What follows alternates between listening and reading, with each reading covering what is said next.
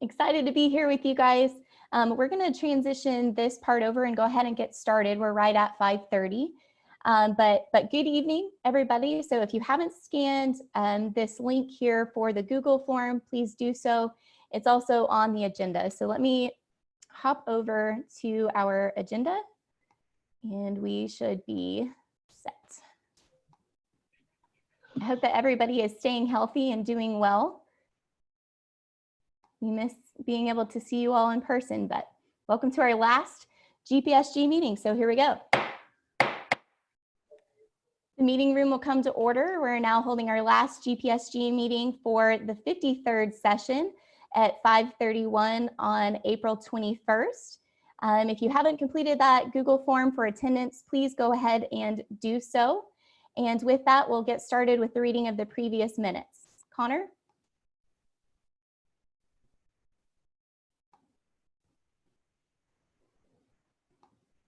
Hear me?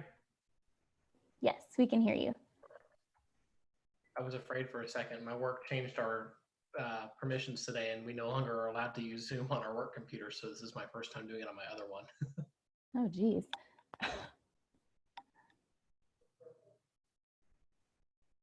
Connor, the floor is yours when you're ready. Can you pull up the previous minutes for me? Or Yep, these are the minutes. All I see is the GPSG Senate meeting login page. Let me try this again. Is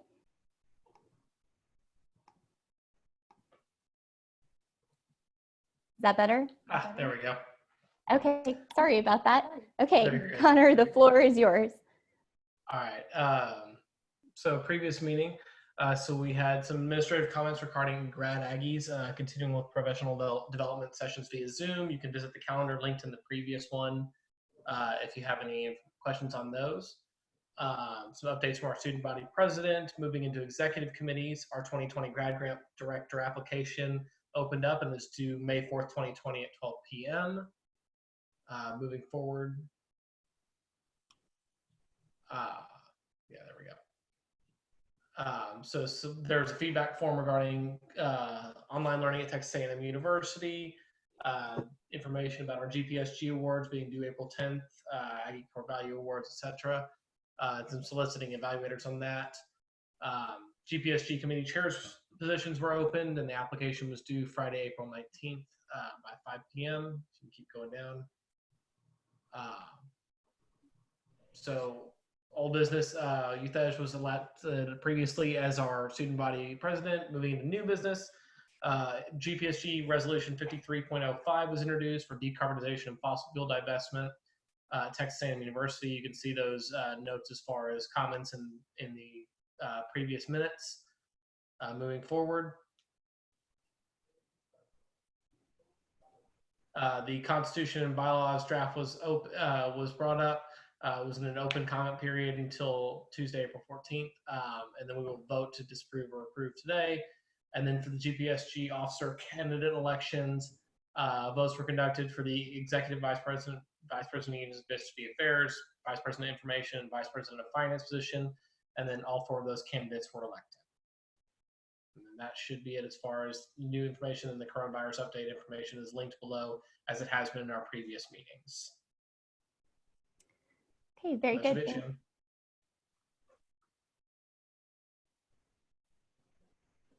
Okay, thank you, Connor. I appreciate it. Shall we, by general consent, approve the minutes as read? Hearing no objections, the minutes are approved.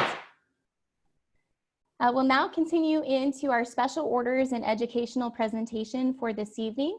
And we are very lucky to have two individuals who serve as an opportunity to ask questions as it relates to current graduate student issues and our new climate with the coronavirus. And so this evening we have Dr. Karen Butler-Purry, who will be accompanied by Dr. Linda Castillo to answer some question and answers that we have for the current climate and coronavirus.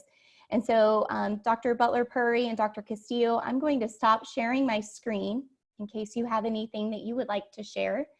And we're going to open the floor for about 15 or to 20 minutes of just question and answers from the student senators on things that might be pertinent to their purview for graduate student issues in COVID-19. And ladies, the first question, if you wouldn't mind getting us started with just a basic update on where we are with OGAPS and coronavirus response. Okay, well, I will start. Thank you for the opportunity. Well, as you all know, we are wrapping up the spring semester and preparing for summer and fall. And of course, it's been determined that instruction will happen online in the summer, and no decisions have been made yet about the fall. We are communicating with incoming graduate students and trying to just start the dialogue. There are, many uncertainties at this point, but we are, kind of continuing to have the dialogue so that they know that we're preparing, kind of however it ends up being this fall. And then for the summer, really trying to help to make sure that we can provide not only the instruction online, but I think we will likely have more graduate students enrolled in the summer because, as we know, there have been internship opportunities that perhaps haven't come to fruition and other kinds of things like that. So we have on OGAP's website, and I saw it listed, we do have a landing page with some FAQs and other things that we continue to update as new information comes along. And I do want to remind everyone that there is an emergency aid fund. And I think sometimes graduate students think that they are not eligible for it, but it is open to undergraduate and graduate students. And I will, with that, turn it over to Dr. Castillo so I can make sure we preserve our time. All right, thank you. I just wanted to thank you for letting me join your meeting today. I'm the ombudsperson for OGAPS, and not a lot of people are familiar with that. They're usually, when they have an issue arise, they tend to go to all the different departments, administrative offices at the university, and I end up being the last because they're usually, it's kind of a well hidden resource. So I just wanted to kind of introduce myself and to let you know that some of the issues that are arising because of COVID, a lot of the uncertainties that are going on, I'm the office that can help and guide you with how to get connected to the resources, how to find answers to the questions. My office is also available to kind of, based on information that you are getting from the university in regards to like summer instruction, fall instruction, what's going to happen with that in terms of financial resources. I'm the person that can come and help you kind of figure out, okay, how do I plan this given the information that is given to me? How do I work that into my progress in my program? Trying to figure out where am I going to be housed? Am I going to be housed on campus, or am I going to be staying in whatever state that I'm located at? So that's what our office is available to do, is to help you, each person one-on-one in a confidential place before, and helping you kind of strategize on what to do next with whatever issues or concerns that happen, especially when it comes to a lot of the online courses that, I mean, we've all shifted to online. We have instructors who may not be as prepared or not as, don't communicate as well at a distance.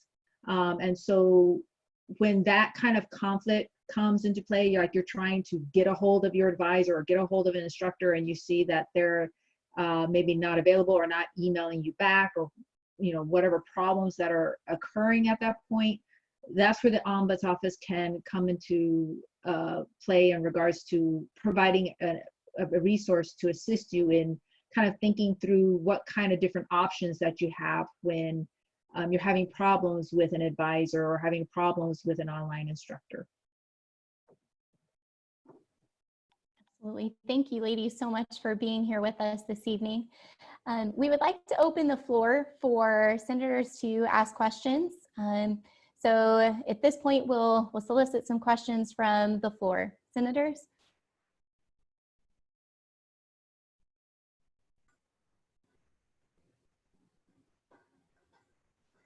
We have a question here from a private message. So as we're going in order here, the question is, over the summer, if a graduate student were to be graduating in the August graduation but are unable to obtain a position for their higher ed degree, master's, professional student, or PhD, are there options for those students to carry their assistantship through a non-degree seeking program?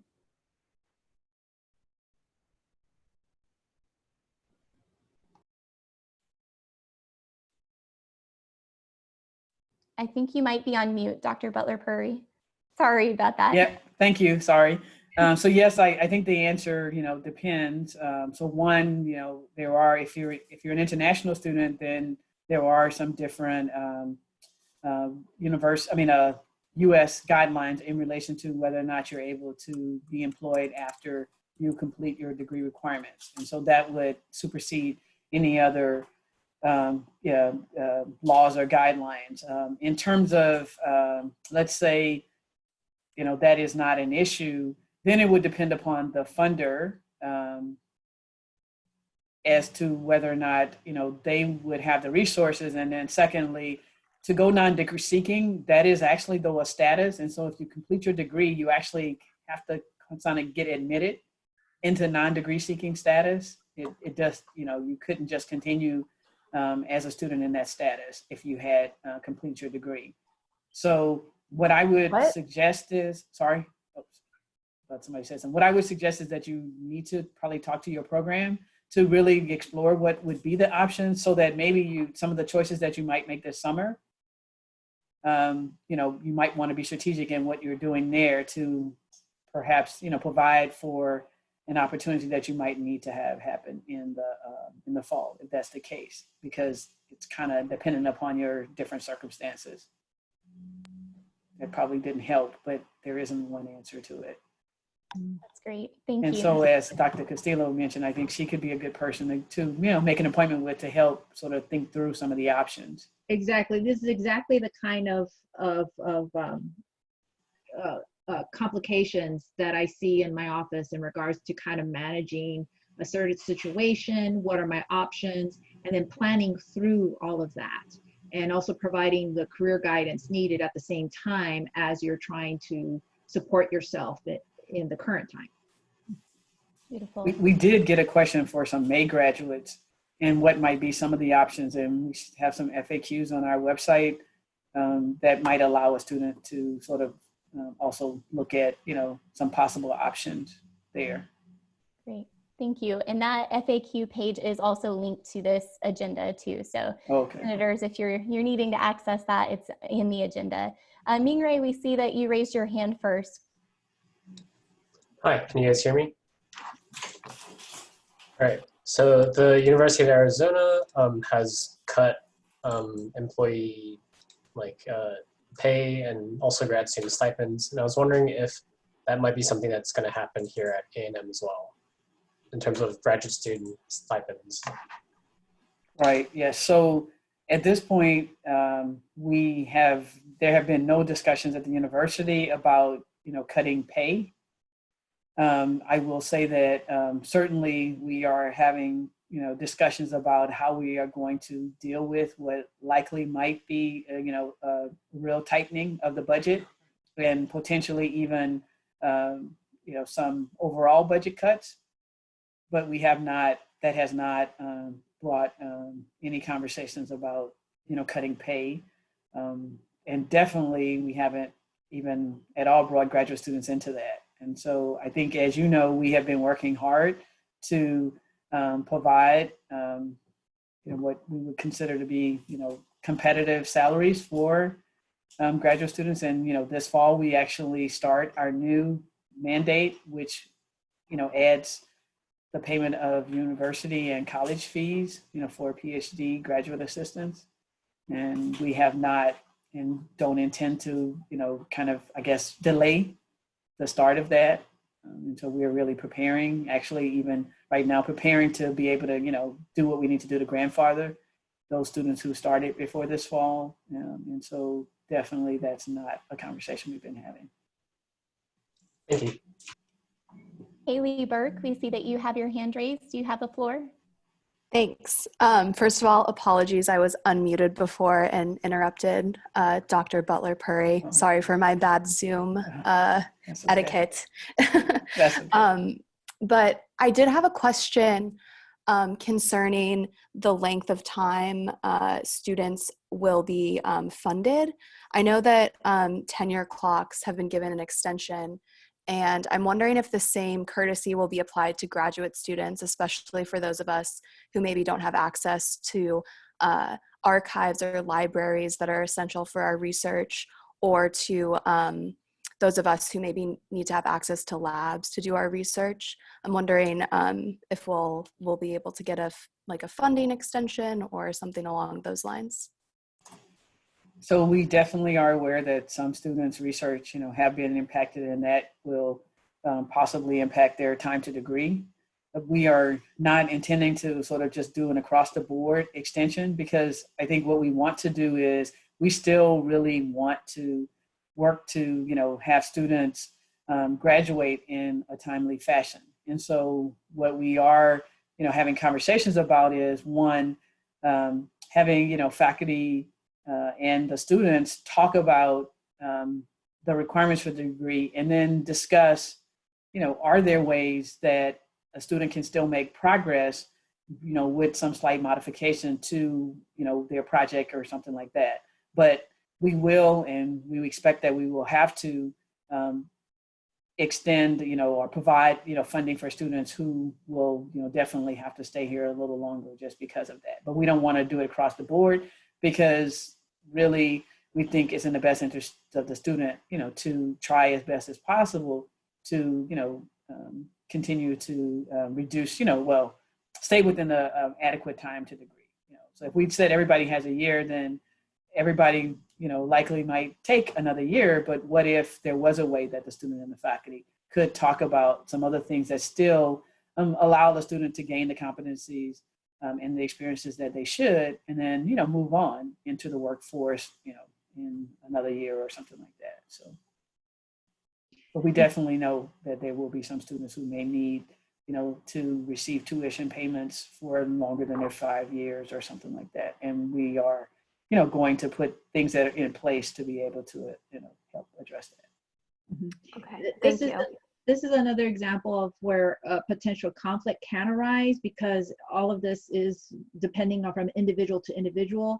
So even if some of those conversations are happening with your advisor or program or department, and there's a conflict between what you think you need and what the department or program is wanting or allowing, that's the part where, if you feel not comfortable yet in taking this to higher administration, you want to talk it out first and see what your options are. That's where the Ombuds office can assist you with that before, taking the next step that you need. Yeah, and just to add to that, I really would encourage you all to, to document, so what were you able to accomplish, this semester? And then likewise, even in the summer. And so I think it really is good to be able to have that when you need to then have those conversations to possibly, get extensions and stuff like that. Because you will forget. Great. Thank you. We have another message here in a private chat, and you have kind of highlighted on most of it, but just to ask it directly. Can new international students defer admission to next semester or the next academic year due to COVID issues and visa troubles? So generally, a student can defer admission, for up to 1 year with, no problem.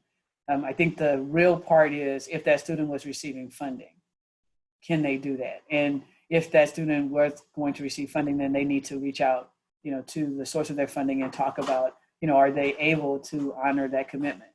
because in some cases, for example, if they were going to be funded from a faculty's research grant, well, that faculty may not necessarily have that funding, or they may need to really, start that research. And so they should have conversations with whomever is, the source of their funding. But in terms of just the admissions decision, that is something that usually is, automatic if the student asks, to do that.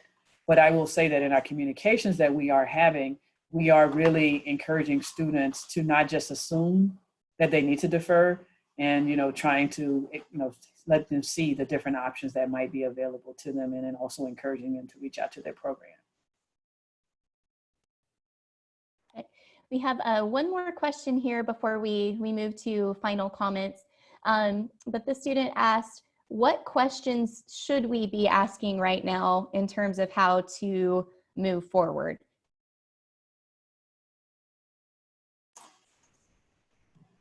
So I guess that's probably a loaded question. And so maybe I will talk about it, students who are, engaged in research, because I think that's one thing. And so I do think that you need to really continue to regularly engage with your, committee chair, and talk about, expectations, talk about what's possible to do. And I would even say, make adjustments to, your timelines if you need to, for example, for the spring. So hopefully you had discussions about what were the expectations for the semester, and we're almost finished. And so this is a good time to really talk about, well, here's what I was able to accomplish, and then what might be some things that I, can do this summer to kind of continue on that. So I would say it's dialoguing about expectations and timelines, and, getting suggestions of other things that you can do, and, how do you, gain the experiences given, the circumstance that we're in. We're going to have a lot more students on campus a lot more students engaged in education this summer. And for some, that might, for example, present an opportunity to take on a teaching role when you were not necessarily going to, just because there are now opportunities. So maybe having conversations about what might be some opportunities that you could engage in to grow yourself in other ways. I think for the students who are engaged in degrees that are not research oriented, then I would be talking to my program, really trying to understand, maybe what coursework might be offered this summer that perhaps wouldn't normally be offered in the summer, so that I could make progress. And then likewise, what perhaps is a thinking of coursework that would be available in the fall. And then the other one is actually what might be some experiences that a student could engage in, because maybe they weren't able to do that internship. Again, there might be some things that, they could take advantage of while they are, in doing online instruction or online experiences that could help them still get some additional experiences that would help them as they then, graduate and look for career opportunities. So those would be some of the things I would sort of, suggest. And then I would also just ask about all the different kinds of support that are, going to be available. Probably in the next few weeks, we will be publishing the guidelines about how we tend to distribute the CARE Act funds. And so those will be also some options that will be available. Yeah, because we're all, communicating at a distance too. Another thing to kind of be thinking about is talking to your advisors, the people who you're going to be working more closely with, on what method of communication do they prefer. Because some people are great with email, but some people are better with texting. Some people rather have a meeting on Zoom. Asking questions like, what's your typical turnaround time when I have a special, different kind of question to be asked, or when I'm turning in a draft of my dissertation proposal or an assignment that I want reviewed. Asking typically, do you take a couple of days? Is it better to send it to you on a Monday rather than a Friday? Because everyone has a different kind of work style and communication style. And since we're all at a distance, it's really good to kind of, talk up front what their expectations are, so that you can try to match with them as best as you can, so you can have a better flowing type of communication and relationship. Thank you for that. And we want to be respectful of both of your times here. And so we'll wrap up with some final thoughts. As you're adding your final thoughts, a follow-up to the previous question that we just had is, if a student's research is delayed or shut down and they're near the end of their program and lacking research to graduate, are there specific people or specific places related to research that they should be aware of or questions that they should ask?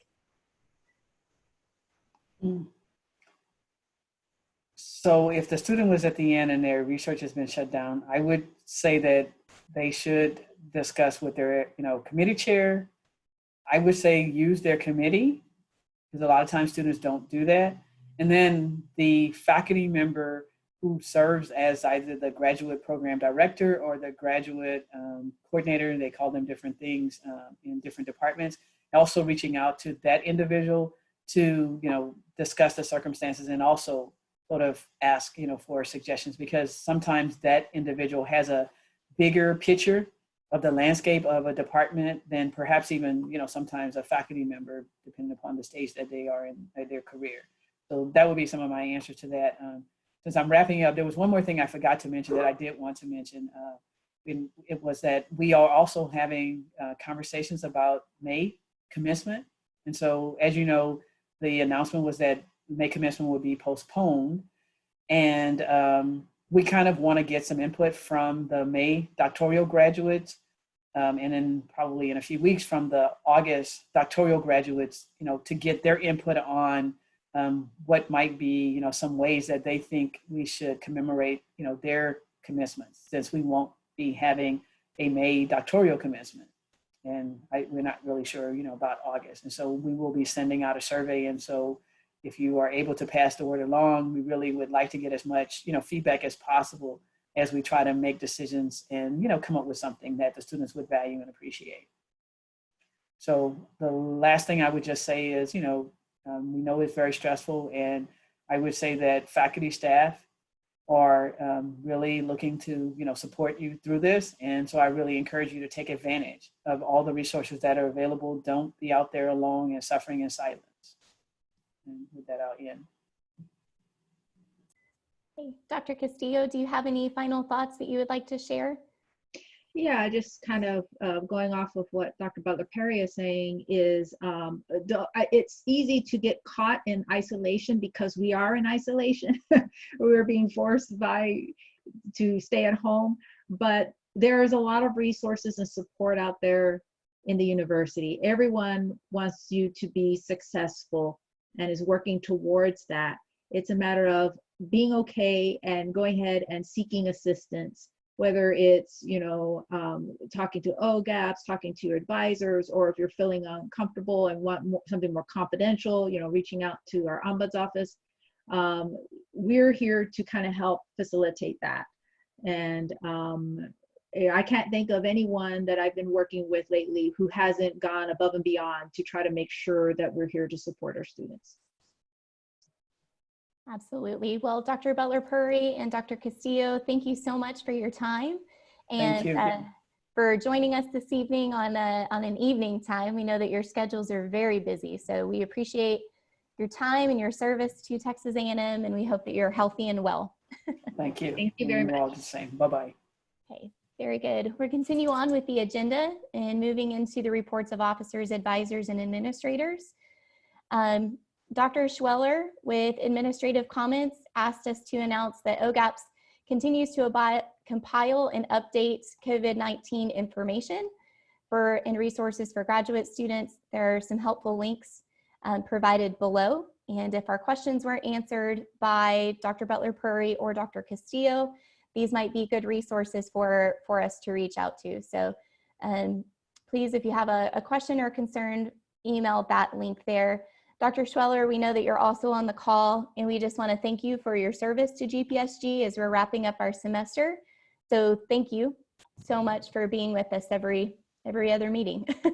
My pleasure. I love GPSG. We appreciate you. Okay, moving into our executive reports. Perna?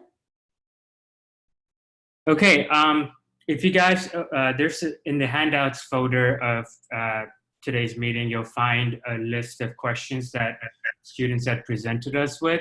So Dr. Butler-Perry answered quite a few of them, most of them actually. You guys repeated the questions, which is great. It's better to hear it straight from her. But I've sort of summarized this in there. Shannon, it's going to be the other document. sorry. Yep, that one. Perfect. Just a few more things that we didn't touch upon were there was a question about housing. Mainly, some students have moved back home, but they still have contracts with wherever they're staying right now with their landlords. So the School of Law has come up with an FAQ, which is the other document that we opened up. So feel free to have a look at that and see if that's of any use to any of you. The other question was further changes to the satisfactory, unsatisfactory grading scheme. Some students have asked that a C be included as a passing/satisfactory grade, but there's currently at this time no plan to do that. Besides, a lot of departments actually require you to maintain a 3.0, and they actually say that some classes you need to get a B or higher if they're part of your degree plan. So I just included what my department does, and I feel like there might be other issues within your individual departments that require you to get a B, and with the satisfactory and unsatisfactory credits being a B or higher, this will sort of cover that. Okay. So one more question that I got from a student was if we could take home lab equipment, because some students are having to go in physically and reset computers and stuff because of the firewall, et cetera. At this time, that's a conversation that you need to be having with your advisors on a one-on-one basis, because usually those lab computers and things like that belong to the department and not to the university as a whole. So you should have those conversations directly with them. Okay, other updates I have are more GPSG related. So I've been also asked to just kind of query the students and see if you're essential, are you getting the support you need within your individual labs to be safe and healthy? So are they providing you with masks and gloves if you're required to come in?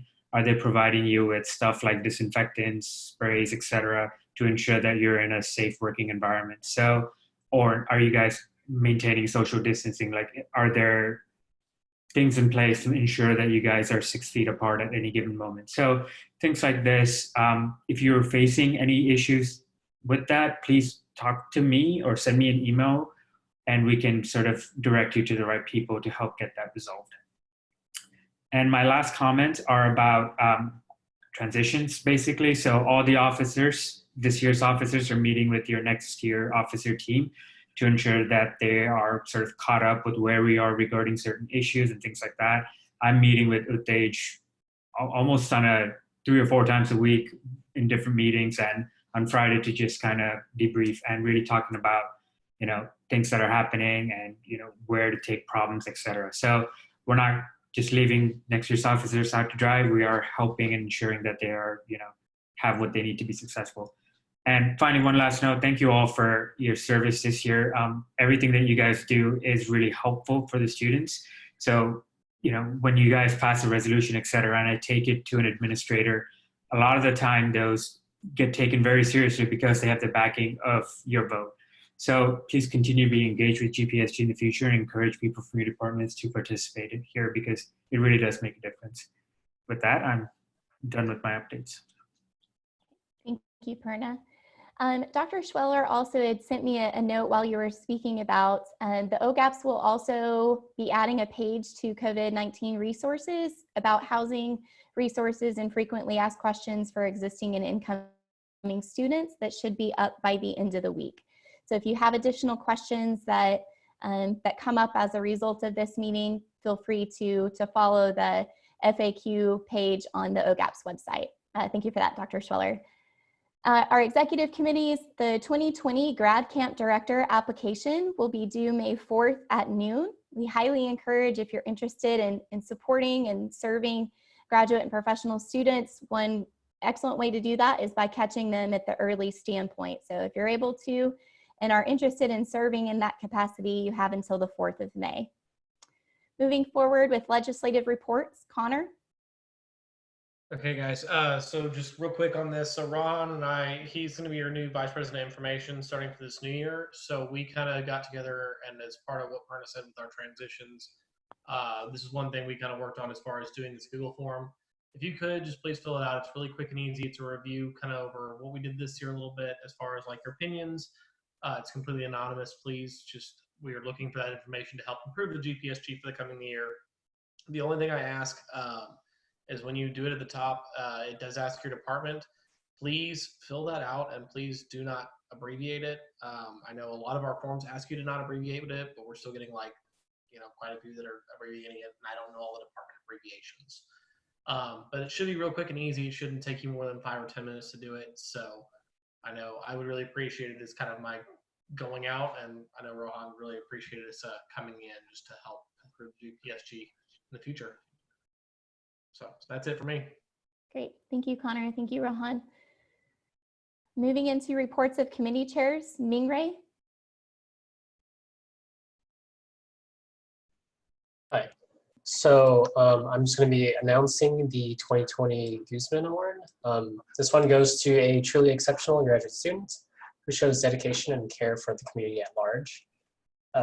Some of you probably know her. She's a PhD student in the Department of Teaching, Learning, and Culture, where she studies curriculum and instruction with an emphasis in mathematics education. She has taught 4 different undergraduate classes, presented nationally and internationally, and has published several articles on math education.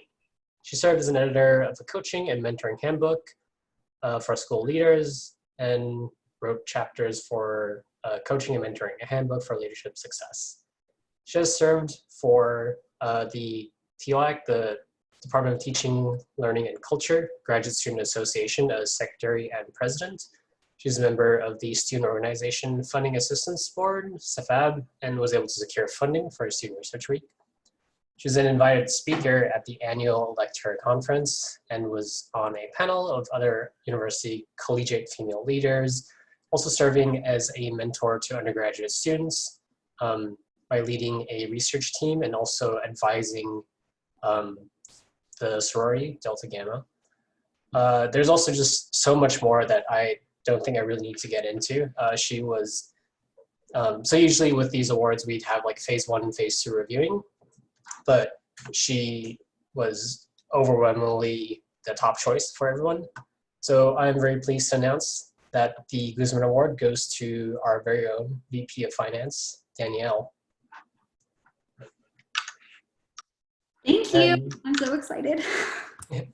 Congratulations, Danielle. Thank you. Yeah, awesome. And so I'm also going to use this opportunity to try to encourage anyone and everyone to apply to be the awards chair for next year. I have kind of made things run a lot smoother, and I feel like whoever is going to get this position next year will have a lot easier of a time transitioning into it. So please consider it. All right, very good. Well, congratulations, Danielle. And thank you to Mingray and the awards committee for awarding that award. So whoop to that, Danielle. Okay, so our committee meetings should have received updates from our committee chairs. And if you're interested in serving as a 2020 or a 2021 committee chair, we ask that you please complete that application that's hyperlinked to the agenda there by Friday, April 30th. And a great opportunity to serve graduate and professional students in a huge capacity and in a big role. So please fill that out if you're interested, and then the new incoming GPSG officer team will reach back out to you. Okay, we're moving into our business part of the meeting, so our old and pending business. From our previous meeting, we had the link to our GPSG bylaws and GPSG constitution. This review was conducted as a result of the legislation that was passed throughout the school year. And so we had a full week to review this, and any information or comments, concerns that were made are reflected into this draft for both the bylaws and the Constitution. As per how the Constitution reads, the approval of these two documents require a 2/3 vote from a quorum of a meeting, which is our meeting here today. So I hope that you've had a chance to review that as the review period is closed. But if you want to scroll through, all changes were tracked and are listed on the side of the bars there. So with that,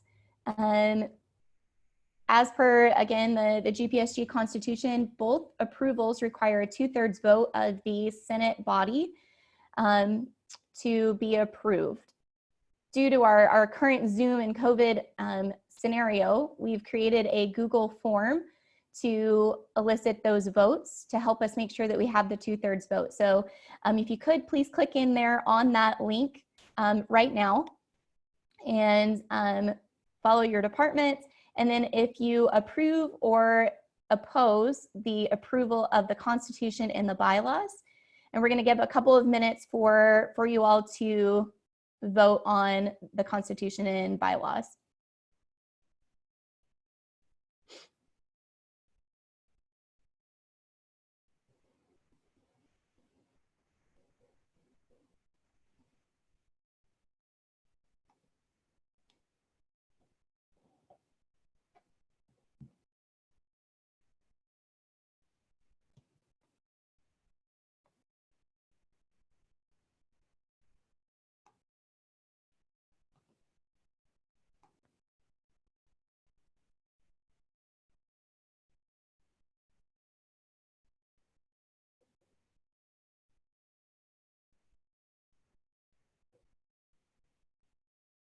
Our GPSG advisor, Nicole, is helping us monitor the process of those votes. So please, this is a live action vote. If you haven't had a chance to click in there, please do that. Nicole, how are we doing with receiving responses? We have 24 responses so far, so I was gonna wait one more minute. Very good. It's a 50% response rate, people. We have one more minute. Please add a approval or an oppose click for the bylaws and the Constitution.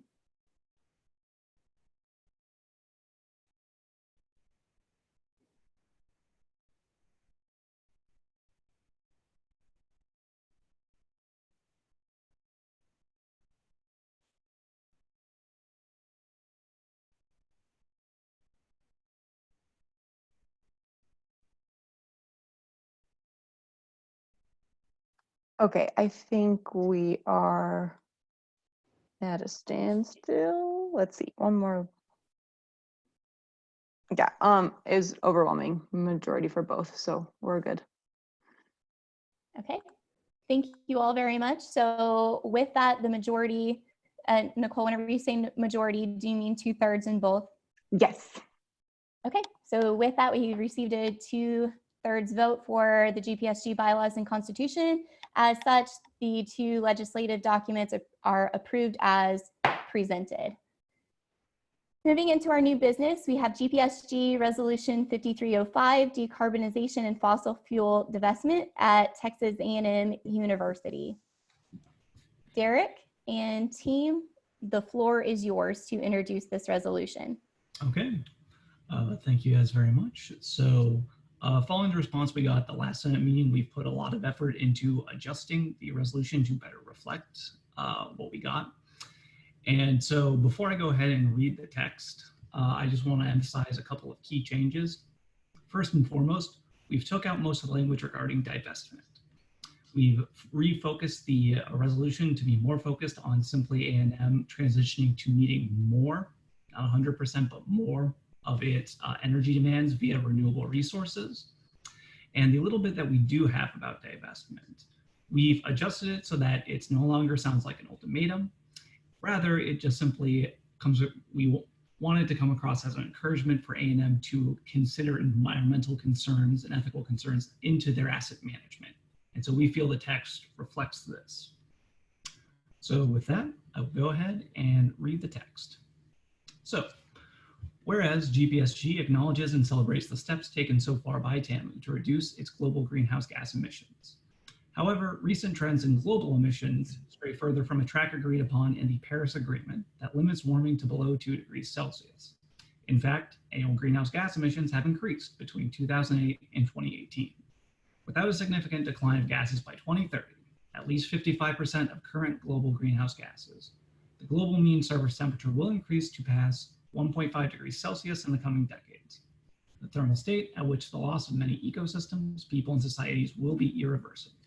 And whereas TAMU has decreased gross greenhouse gas emissions per weighted campus user by 42% since 2004. However, recent data shows that this number is still higher than the peer group average by 32%. Even though TAMU has consistently secured the gold rating from the nationwide self-reporting sustainability tracking assessment rating system, STARS, program since 2016, TAMU has scored 0 out of 4 under the clean and renewable energy category. Regarding the 2019 STARS report, the university has yet to obtain any clean and renewable energy and electricity resources. And whereas, stay in the TAMU 2018 Sustainability Master Plan, the evergreen goal with regards to energy use and greenhouse gas emissions is to achieve a 50% reduction in greenhouse gas emissions per weighted campus user at TAMU by 2030. And whereas, the largest source of TAMU greenhouse gas emissions in 2018 was upstream greenhouse gas emissions due to purchased electricity, accounting for 42% of total greenhouse gas emissions. Given that the cost of solar and wind generated electricity continues to fall, TAMU could greatly reduce the source of greenhouse gas emissions and meet its goal of 50% reduction in greenhouse gas emissions per campus user by transitioning to meeting more of its electricity needs via renewables, i.e. by some combination of directly producing electricity on campus from renewable resources and purchasing electricity from local renewable energy plants. And whereas, Stanford University, one of the 5 platinum rating institutions in the STARS program from the total of 999 participating institutions, has invested in rooftop photovoltaic panels since 2017. The campus solar systems, alongside other clean and renewable sources, produce up to 56% of total energy, all sources excluding transportation fuels, used by the university. And whereas, amid the debate about whether or not universities should divest from fossil fuels, in 2014, Stanford decided to divest its $18.7 billion endowments from publicly traded companies for which coal extraction is the primary business. Analysis of this partial fossil fuel divestment was undertaken by an advisory panel of students, faculty, staff, and alumni. This action is also aligned with ethical and social considerations explicitly stated in Stanford's Statement on Investment Responsibility. Based on the Texas A&M University System's investment policy, similar kinds of considerations are not factored as criteria for asset management. And whereas, a holistic examination of the impact of total or partial divestment on endowment values for 35 American universities, including Stanford, shows no discernible consequences, either positive or negative, on the endowment values. Instead, researchers found evidence that the divestment improved institutional values and stated that the negative consequences of fossil fuel divestment addressed by previous studies may be overstated. And whereas, the president of Texas A&M University, Michael K. Young, stated our university aims to be a leader in sustainability by increasing our commitment to protect the environment and people resources that support the Aggies of today and tomorrow, while maintaining our core values of excellence, leadership, loyalty, integrity, respect, and selfless service.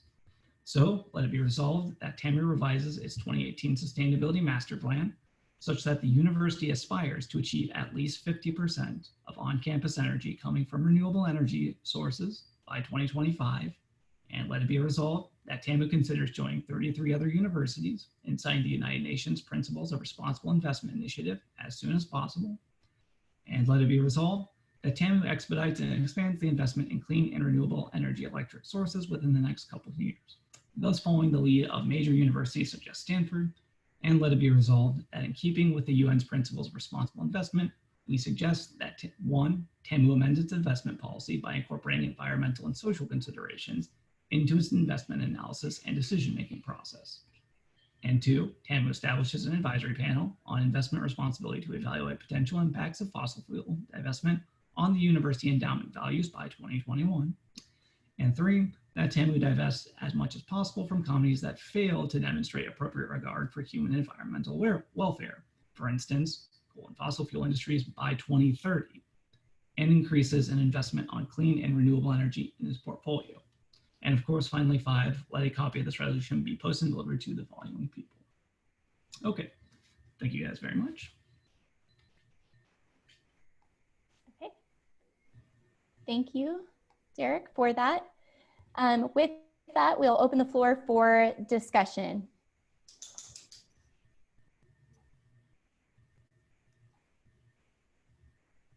Hi, sorry, this is Aditya Raizada from Department of Petroleum Engineering. I think we had a chat last time as well. So I was looking at your draft and it says 50% by 2025. And I think that's a bit unreasonable. I think that is still too much for on-campus energy from renewable sources. I think it would be better like to bring it down to like 25%. That is more of a realistic figure than 50%. Can I respond to that, Shane? Yes, Derek. Okay. So point taken. However, this is why we included the bit about Stanford in here. So Stanford invested over the course of 3 years in photovoltaic cells on its rooftops and achieved about 50%. So what we're encouraging with the resolution to do is something similar to that. Over a period of 5 years, investing in mostly things like rooftop photovoltaic cells to get to around 50%. There's also some nearby like solar plants that A&M can purchase from. So that'd be another great way of A&M approaching this and achieving 50% from some form of renewables. So the resources are there. Universities of our scale have undertaken similar processes and have been very successful with them. Okay, so basically, you know, when you compare universities like Stanford to Texas A&M, you have to remember Stanford is in California, where like the price of oil is double that of in Texas, right? So they have much higher costs for their energy consumption, which is coming from oil. And especially if you look at the oil prices right now, and if you think of it, Texas A&M gets a majority of its endowment from selling oil, right? If prices of oil are down, they would use more oil to get revenues up, to use when the price is low. So that means A&M is going to get a lesser revenue from that endowment, right? Now, if you were running a company which is called Texas A&M, right? Let's just say, and your company gets money from selling oil, right? And if oil is at the moment $10 a barrel, right? Why would you go to renewable sources? Because it just makes sense for A&M to use oil right now instead of renewable sources. Because the amount of investment that they'll put in renewable sources is not justified at all, at least for the next 2 years. So for the next 2 years, till all of this is happening, you're not going to see any renewable sources, any renewable energy coming in. And you think from between 2022 to 2025, there isn't going to be any investment in renewable again, because oil prices are going to stay low. And that is a major source of investment for A&M. So you see where I'm coming at? And that's why I feel like 50% is too much, especially in the next 5 years. Can I If you add don't mind. something? Oh. I just wanted to remind you all that resolutions, like we're not forcing anyone to do anything. We're most likely not gonna get the changes that we're asking right away, and we're not like, this is just taking a stand. We're not, I don't know how to like get that across, but I wish we could really leave off renewables and divest from oil and fossil fuels like that easily. It would be best for humanity. Yes, you're looking at money, but I think we're trying to take a stand on a quality life in the future. But I just want to remind you that this is taking a stand. This is not really, we're probably not going to make all the changes we want, but we're just at least like giving a voice and letting the university know that this is what we think, and we would like to hopefully see some changes towards those towards that, like other major universities are doing already. No, I think on that point, like going on with what Aditya said, is that, you know, we understand that you're coming from on the making a point thing, but like you said, it's 50% is too much. You're comparing, you know, just based off a quick Google search, we're 10 times the size of Stanford University, which is great. You know, I get it where you're coming from on like, yes, they're comparable, but they're not. You can't compare something that you can't expect the same energy reduction on something that's 10 times the size. And I mean, even if you're going half, 50% reduction in less than 5 years at this point, it's unachievable. And at that point, it's going to set you on a point where you're going to look like you're being too far out there. So that when you go to make a stance on a point that, maybe a little more realistic in the near future, that it sets you out there a little too far, as a little extreme. Kind of like I said last time. Okay, thank you, Connor. Okay, we had Ellen Song raise her hand. Ellen, the floor is yours. Hi, thanks, Shannon. I just wanted to speak as very much in favor of the spirit of this resolution. I think that it's really important in this day and age that as the graduate student organization, the government, to really take a leadership role and a stance on this kind of issue. And Derek, I definitely commend you for putting this together. And I guess I just wanted to add that the reading through this and hearing what y'all had to say to it, and to follow up what Paloma said, the point to me as well with this resolution, is not to nitpick whether or not we think this is the best idea in terms of the economics for the university. It's not a matter of I think, is it too extreme or not, because what I think is the most important thing here is that we're taking a stance and we're advocating for this cause, and having this document is not saying that those let it be resolved 1, 2, 3, that's going to happen. But thinking back to my undergraduate time, my university, the students took a really strong stance in terms of divesting from fossil fuel investments as well. And I just think that this is a really good thing to have and to pass. So just wanted to speak in favor of that. And thanks, Derek, for bringing this forward. Thank you, Ellen. We have 2 more hands that are raised before we turn it back to the introducers for final comments. But again, we just want to recognize that a bill or a resolution being on the floor can maintain an open vote for the main motion to approve, disapprove, also can be accepted for amendments, as well as being tabled to the next term. So know that those options are available as we entertain the next 2 discussion pieces. So Ming Ray, your hand was raised next. So I really like the changes to this so far. And to synthesize people's concerns, I feel like maybe we can change the let it be resolved 1. So I'm proposing changes. So instead of 2025, maybe 2029 and beyond. So I'm just looking at the sustainability master plan from A&M, and they define long-term as 2029 and beyond.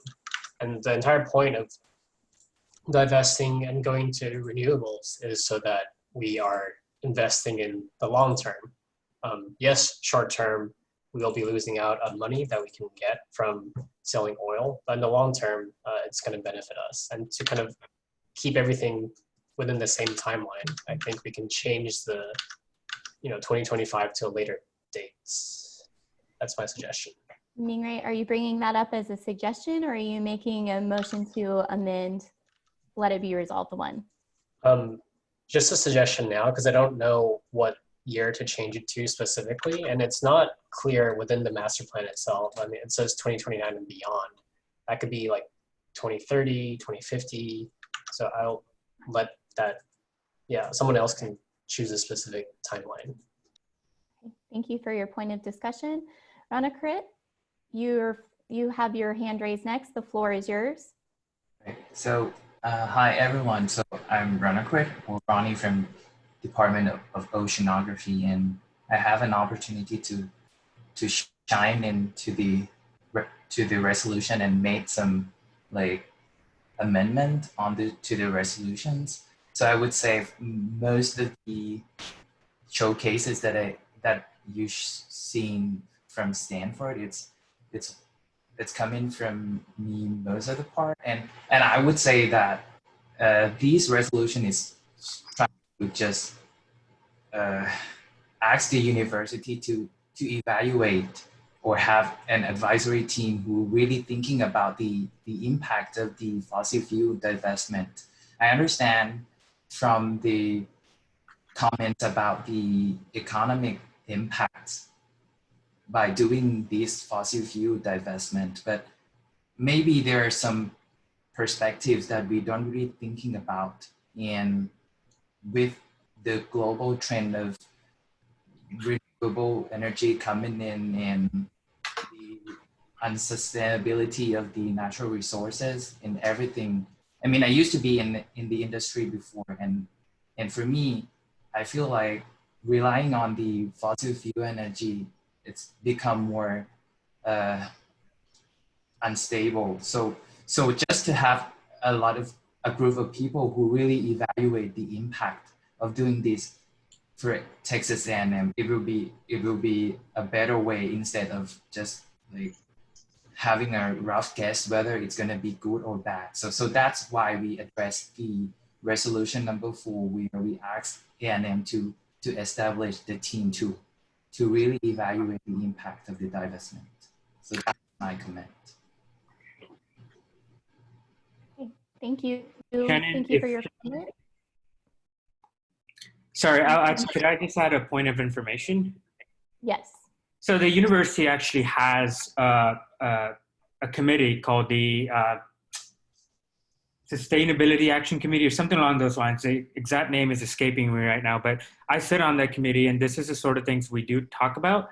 And I think this is something that, you know, from my experience with them, they want to see students more involved in taking a stance on things. So I think something like this is very useful in guiding sort of where they're going. So I know they're trying to raise their STARS rating. So all of the stuff that we're suggesting here helps with that. So so just a point of information on, yeah, there exists a committee that's already doing this. Thank you, Perna. Turning it back to the makers and introducers of the motion for final comments. Absolutely. So to kind of reiterate some of the points people have been making, first and foremost, this is a resolution. At the end of the day, it will be TAMU, not us, who makes these decisions. And as Perna just mentioned, the things we're proposing here are in line with what A&M is already moving towards, albeit we're encouraging them to sort of increase some of their efforts in regards to this. Secondly, these things are always iterative. So personally, I feel kind of coming into this sort of, if you will, bargaining when we go to talk to A&M with a little bit higher than what we have and what we may eventually get, is always a good place to start off when you're bargaining. However, I would be open to changing the timeline. So as me and Ray suggested, going from 2025 to maybe 2029 or something like that. And then lastly, to reiterate, to reiterate points many people brought up, that while in a short term, this will be a big investment, this will be a big cost that will come, that will put us at a short relative to what we're doing right now. However, we're investing in things that economics, as of right now, does not necessarily capture, such as pollution, human health, and long-term sustainability of the global environment. So it's hard to kind of like think about this outside of economics, to think about it in such long terms, but we should start now, because if we put it off too long, we might not have a chance to. So with that, should we start making some amendments to things, Shannon? Great question. So with that, we need a motion for either an amendment for approval, disapproval, or to table it and send it to the next session. So with that, do we hear a motion? Can I make motions as introducer? It needs to come from the floor. Gotcha.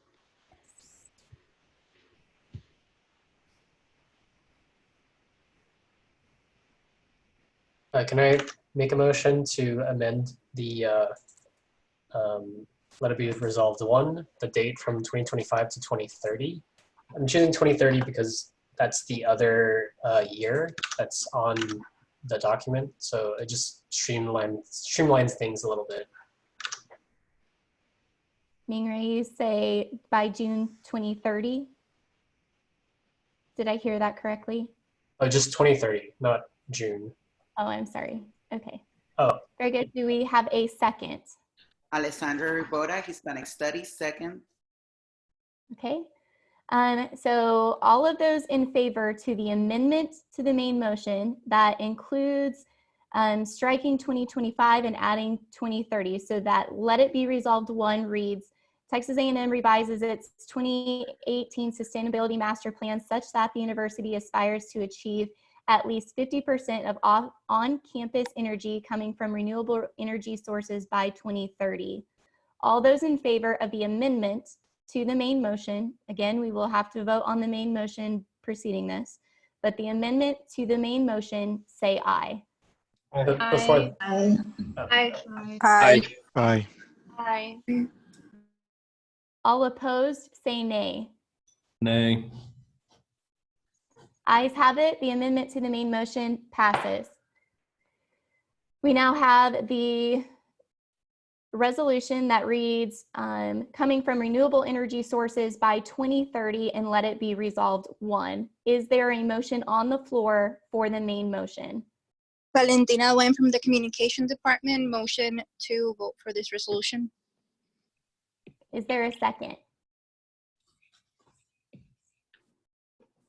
Utesh from Civil Engineering Department, motion to second. Thank you. It's been properly moved and seconded that we approve the decarbonization and fossil fuel divestment at Texas A&M 5305. All those in favor say aye. Aye. Aye. Aye. Aye. aye. Aye. Aye. All those opposed say nay. Nay. No. Nay. Abstentions? Ayes have it. Motion passes. Very good. Thank you. 5305 to the makers and the introducers of the motion. Moving into GPSG R5306, installing a crosswalk on Research Parkway between Fanfield and Lot 100 at the Bush School of Government and Public Service. Rio, as the introducer of the bill, the floor is yours. The resolution, excuse me. The floor is yours. Can you hear me? Yes. Cool. Okay. Thanks for having us here.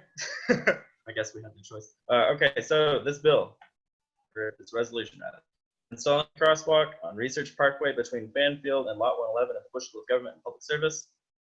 Let's start with whereas 1, the Texas A&M University Transportation Services is committed to providing safe, courteous, and efficient transportation to the students, faculty, staff, and visitors to the Texas A&M University campus. And whereas Texas A&M University Transportation Services carries more than 7.5 million riders per year, with an average of 18,000 on-campus riders per day in 2019, whereas Route 05 Bush School has the second highest ridership for on-campus bus routes, with 3,349 daily riders served by 4 buses. And whereas the Route 05 Bush School bus stop on Research Parkway between Fanfield and Lot 111, hereafter the bus stop, serves 400 people on a typical school day and 2,500 or 4,000 people every at-home football game day. And whereas the bus stop does not have a clearly marked crossing for pedestrians, and whereas pedestrians tend to cross roadways where it is most convenient for them, even if that means risking their safety by crossing several lanes of high-speed traffic.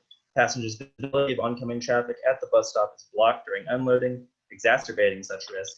And whereas student jaywalking on and off the problem at Texas A&M Transportation Services, whereas clearly marked crossings promote safety by providing designated paths for pedestrians and by providing established markers that alert drivers. And whereas mid-block crosswalks with rectangular rapid flashing beacons, or RFBs, are a cost-effective solution for decreasing risk from hurried drivers and pedestrians. Mid-block crosswalks also correct slope grades and provide raised surface markings to aid pedestrians with visual and physical disabilities. Let it be resolved, that GPSG requests that Texas A&M Transportation Services investigate the feasibility of implementing a mid-block crosswalk at the Route 05 Bush School bus stop on Research Parkway between Banfield and Lot 111 to promote safety for pedestrians and drivers, and of yours that a copy of this resolution will be posted and delivered to all of these people.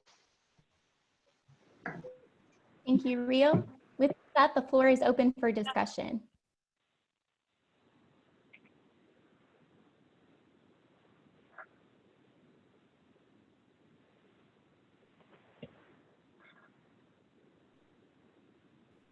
Do we hear a motion?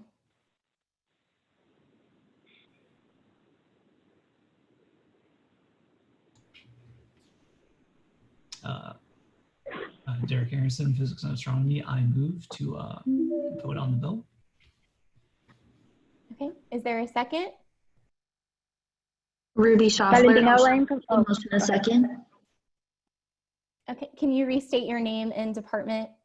Ruby Schaffler, Department of Oceanography. Perfect, thank you. Okay, it's been moved and seconded to approve GPSG Resolution 5306. All those in favor say aye. Aye. Aye. Aye. Aye. Aye. All those opposed say nay. Abstentions? Ayes have it, resolution passes. Thanks, everybody.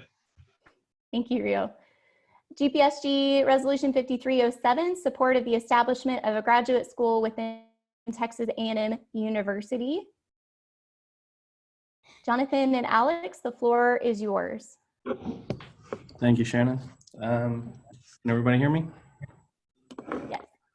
Great. So this is the resolution for the support of the establishment of a graduate school within Texas A&M University. Whereas one, Dr. Karen Butler-Purry, Associate Provost of the Graduate and Professional Studies, presented on the Graduate and Professional Student Government on March 17, 2020, updating GPSG Senate on the establishment of a graduate school within Texas A&M University. Whereas similar peer Tier 1 research universities have graduate schools with centralized admissions, graduate procedures, and graduation requirements. Whereas any improvements to the graduate student adheres to the established 2020-2025 strategic plan and the vision of defining our future for the next 150 years for Texas A&M University. And whereas harmonization and centralization of graduate and professional study procedures and guidelines guarantee the highest quality educational experience across the university, which adheres to the Office of Graduate and Professional Studies responsibilities and their 2016 to 2020 strategic plan under pillars 2 and 4. Let it be resolved that the GPSG supports the establishment of a graduate school within Texas A&M University, and that a copy of the resolution be posted to the individuals listed below. Thank you, Jonathan. Is there any discussion?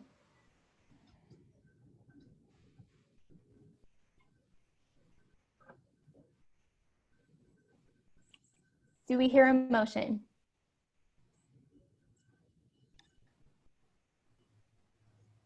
Valentina Lane, Communication Department, motion to vote. Thank you. Is there a second? Alessandra Ribora, Hispanic Studies, motion to vote. Is that a second, Alessandra? Yes, Yes, yes, perfect. I second this. Thanks. Okay, great. Properly moved and seconded to approve Resolution 5307.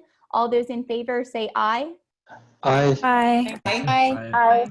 Aye. All those opposed say nay. Abstentions? Ayes have it. Resolution 5307 is passed. Appreciate it. Thank you. Thank you, Jonathan. Okay, moving into our announcements. Division of Enrollment and Academic Services, and Dr. Butler-Purry had mentioned this briefly during her presentation earlier, that there is emergency aid for financial hardship as a result of COVID-19. So if you find yourself in this situation, or if you know other students who might be facing a need for emergency aid, please direct them to this link. And there's an application that you see right here that you can fill out to be considered for that emergency aid. We continue to monitor the COVID-19 updates via the A&M website, as well as some of the helpful resources listed below. A&M has several resources and components that continue to track our teaching, research, career centers, writing, academic success, and the modified bus schedules as a result to COVID-19. So please monitor those websites if you haven't already. There is the COVID-19 Pandemic Scientist Volunteer Form. This was listed on the previous agenda, but if you're interested in volunteering in this capacity under a national database of scientists, we encourage you to check out that form and look at their frequently asked questions. Same with CrowdFight COVID-19 in an effort to organize the scientific community. If you're interested in working through these different research platforms, we encourage you to do so. I also received in the chat here from Ming Ray an update on the awards. Ming Ray, would you like to announce that before we get into our final two pieces? The issue is with their dishwasher. Okay. So they're not going to run it for the rest of the night. Oh, I was just going to say that we've announced the Guzman, but the Aggie Core Valley and the Kunzi are still being deliberated. They're on phase 2 of the process. And if anyone is available to help with that, please reach out to me. We are just deciding between a few nominations and to figure out which is the best one. Perfect. Ming Ray, do you have an estimated time frame on that? We'd like to have those out by the end of the week. Okay, awesome. Thank you. Okay, directly following this meeting here, we encourage you to attend Aggie Muster. That will be happening at 7 p.m. on an online setting. So to support our fellow Aggies in mentioning and marking that they are here and that we are here in their presence as well. So we encourage you to check that out this evening. Our summer 2020 GPSG correspondence. GPSG will provide announcements throughout the summer to update senators on the COVID-19 response. And we ask that you please advise your 2020-2021 senators to watch emails for updates as we navigate this process. And so our new officers will be reaching out to you with updates on what that looks like. Utej, I believe that you have one final comment before we move to adjournment. Yeah, before we close the session, I want to thank all the outgoing office bearers for all the service, especially Perna for giving 2 years of his time to this post and prioritizing graduate student welfare improvement. And all the outgoing officers, we thank you for your time. And if it was possible, I would have asked for claps, but then this is virtual. So yeah, thank you. Utej, thank you so much. Okay, so with that, do we have any other announcements before we move to adjourning? Okay, we just want to thank you all for your service to Texas A&M, to GPSG. We hope that you're healthy and you have a wonderful summer. We can continue to be of service to you. Please let us know. And with that, we need a motion to adjourn. Alessandra Riboda, Department of Hispanic Studies, motion to adjourn. Alessandra, and I believe that you made every motion to adjourn. Thank you for that. Do we have a second? Valentina Owen, Communication Department, I second this motion. Wonderful. Thank you so much. All those in favor say aye. Aye. Aye. Aye. All opposed? Ayes have it. Meeting is adjourned. Thank you all so much. Thank you. Bye. Thank you, guys.